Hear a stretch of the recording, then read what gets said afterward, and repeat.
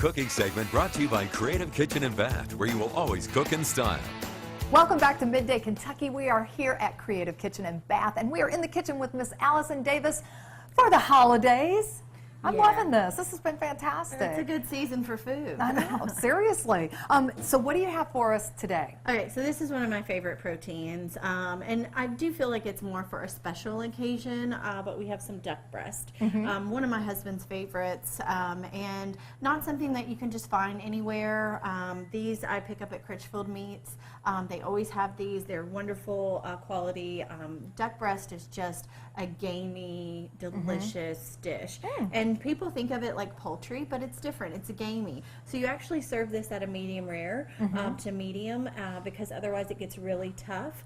It has a nice bit of fat, as you can tell, on it. So that really gives us this crisp sear that we're looking for. So really we're just going to focus in on sauteing and searing off a duck breast. One of my favorite flavor pairings is cherries. So I picked up some cherry preserves just to go over the top. I mean, that's about as simple as you can get, but we can definitely, you know, later on throughout the year talk about some different sauces and things that can go with duck breast. Okay, gotcha. So the first things first, I've got a hot pan getting to a very high heat. What I'm going to do is I'm going to go in and I like to score the fat cap that's on the duck breast, meaning I just cut in, not really into the meat, but into just the fat layer that's on top. So that way it doesn't curl up on us. Gotcha. And yeah, so you just kind of score it a bit. Yeah, because once that heats up, then it just starts to roll up, doesn't it? You got it. All right, so we've got that kind of scored nicely. Next thing that's super important, you're going to season it generously with salt and pepper on both sides. Okay. I can smell my oil over here heating up, so it may pop just a little bit, but salt and pepper on both sides. And then I typically will start with the fat side down. I barely have any oil in here at all. So we're going to let that sit. And I would encourage you to maybe step back just a little bit because there is quite a bit of fat, that is rendered from your duck breast because you saw how thick that was. I did, yeah. And so that's going to sit and brown nicely over top of a high heat.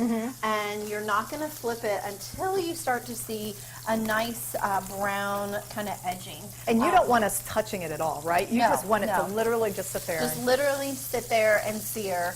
And what happens is you get this nice crisp crust, and that's what really makes a great duck breast, is that crisp skin.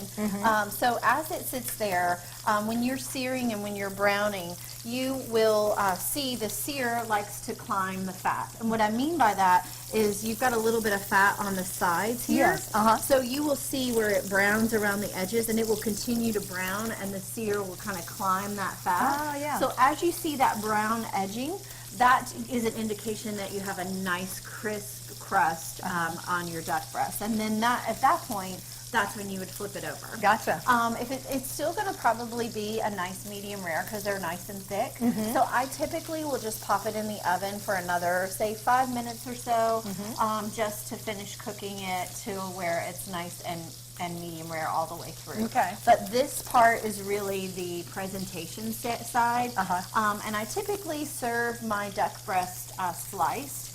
And I think most restaurants do, where you already have it sliced and kind of fanned out.